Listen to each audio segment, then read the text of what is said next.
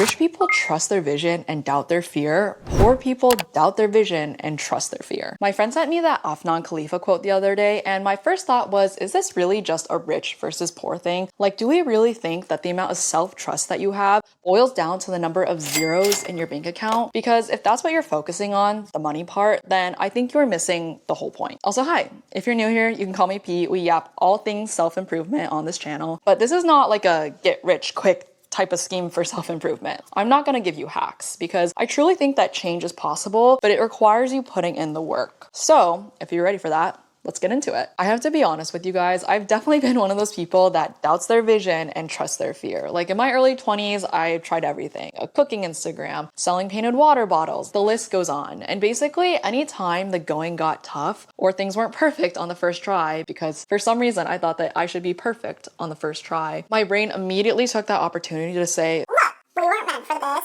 This is just not for us. This is way too hard. And I'm sure you felt something similar. Maybe you weren't trying to create something, but you just wanted a change, like a new job or starting your fitness journey. And no matter how hard you tried or really wanted to achieve that state, whatever it was, things just were not working. Let me know if you were in the same loop, because this is the loop I was in. You would try something, but then it wasn't perfect. So then you would stop doing it. So then you would stop building up the evidence that you could do the thing. So then your doubts sunk in and said, look, we are just not meant for this. We should stop. I just want to say there's nothing wrong with you, and your tax bracket has nothing to do with what's causing this loop. It's a mindset question. But before we get into how to make that shift, we have to figure out where we are first. Now, if you're watching this video, you're probably already ready to go, like you're revving the engine. But the thing is that you can't bake a cake without first going into your pantry and seeing what you have so that you know when you go to the store what you need, right? Like we gotta know where we are to get to where we're going. So in order to become one of those people that trust your vision, I think it's really important to figure out if you have a fixed or a growth mindset. Dweck is an American psychologist and professor at Stanford, and she has done so much research on this. But basically it comes down to a fixed mindset thinks that everything is set in stone. Your talent, your capabilities, all of that is predetermined. And if you're exerting a lot of effort, that is basically seen as weakness because you shouldn't be putting in a lot of effort. Things should just be coming naturally to you.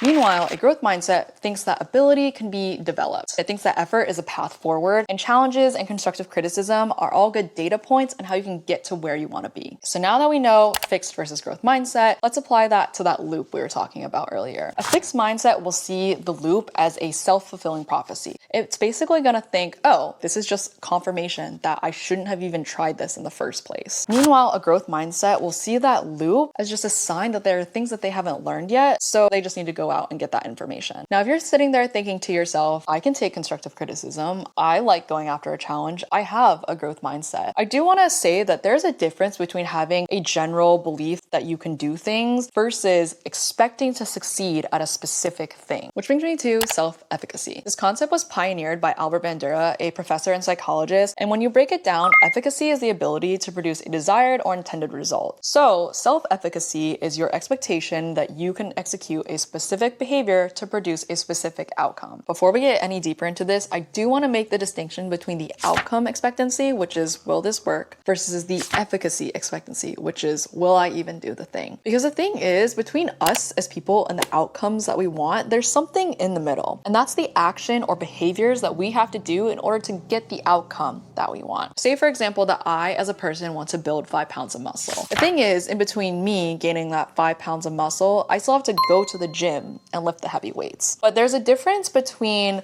do I expect myself to succeed in going to the gym and working out versus do I expect that going to the gym will help me gain muscle? And the reason why this matters is because if you don't expect to succeed, you probably won't even try. And then this just creates a self-reinforcing trap where you start avoiding doing the hard things that will help you build the skills to help you reach the outcome that you want. So then your doubt has a legitimate foundation to say, we shouldn't even try. so how do we break the cycle? In his paper about self-efficacy, Bandura discusses an experiment where people are treated for their phobia of snakes. Now, this group is divided into 3 smaller groups. The first one is people that will actually interact with a snake. A second group is people who will watch someone interact with a snake. And the third group is a control group, so they're just gonna hang out, they're not doing anything. Before all this snake stuff happens, the researchers asked the participants to rate themselves on a scale of 0 to 100 and how confidently they think they could actually interact with a snake in real real life. And for the most part, no one has any confidence in themselves. Now after that, everyone goes off and does their own thing, and then the researchers ask the participants again, how confidently do you think that you can interact with a snake? Guess which group had the biggest jump in confidence? It was the group that actually physically interacted with a snake themselves. Now I do want to clarify, it's not like these people had an intense phobia of snakes and suddenly they were getting a pet snake. Instead, it was bit by bit, the researchers were introducing them to real life snakes. So they were looking at a snake from a far distance, and then they would get closer to the snake, and then they would try touching the snake. And I think that's one of the biggest things to take away from this experiment, is that changing your self-efficacy is really about collecting these small pieces of evidence, or even like mile markers on a map, to show yourself that you're headed in the right direction. Now I'm sure you're thinking to yourself, okay, that sounds cool and all, but what if I don't even know if I'm going in the right direction? And my doubt just sounds so loud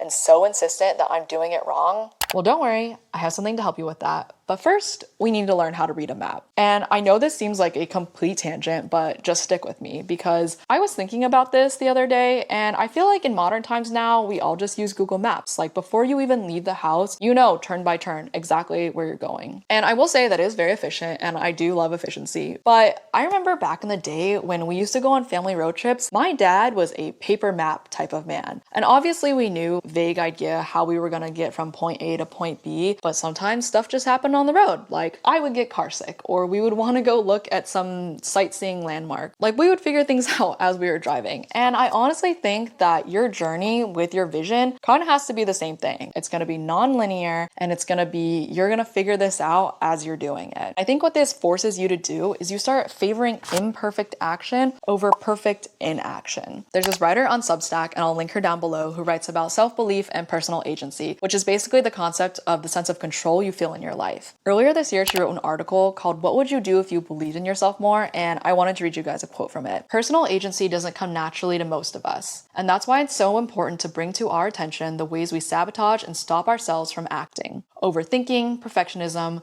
waiting for the right time, being afraid of failing publicly, or being rejected, or being perceived. I'm not going to say though that failing publicly or being judged aren't things that we shouldn't think about. But I truly think that by favoring imperfect action, you can really change your self-efficacy expectations. But you have to start with the smallest action first. Like I do not think that going from 0 to 100 is really going to help you here. And I don't think that that's how you're going to raise your self-efficacy expectations. Instead, you need to start with the smallest possible action that your brain is just going to think, okay, you're right, I can do this. Like say for example that you want to start writing a book, and I think that is a very daunting task. Maybe the thing that you do is you tell yourself, I'm just going to sit down and write one word today. And that word could just be I. And so then you've proven to your brain that, hey, I was going to write this word, and you did it. And slowly you start increasing the level of how hard things are. You start writing 2 words, you start writing a whole sentence, and slowly you're just gonna accumulate all those little mile markers that you're headed in the right direction. Now I will say that raising your self-efficacy expectations is not about the goalpost moving constantly. That is a completely separate video. This is about wayfinding our way to our vision. If you haven't heard of wayfinding before, it's this concept from architecture that we as people, and animals do it too, navigate physical spaces using landmarks, not a perfectly laid out route using Google Maps. And that is exactly what building self-trust looks like too.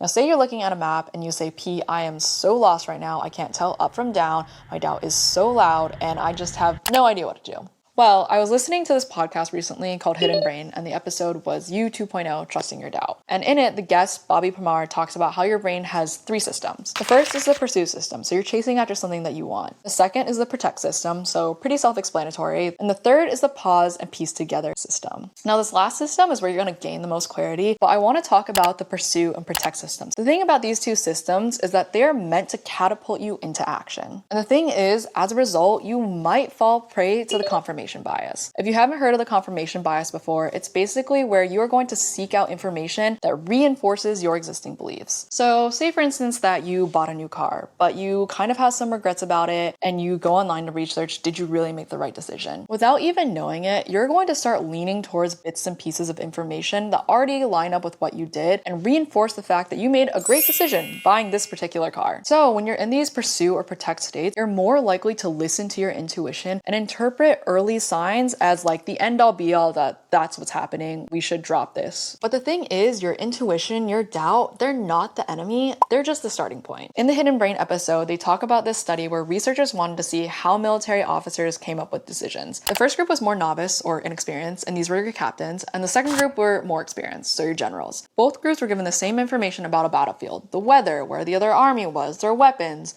everything the same. The researchers found that the novices treated their intuition as the decision, like, we're going with this. Meanwhile, the generals, who were more experienced, treated their intuition as a starting point, like a hypothesis. They wanted to know more information. They started asking more questions. And I think that's the biggest takeaway, is that you can treat your doubt as a signal for learning, not as something to abandon your vision.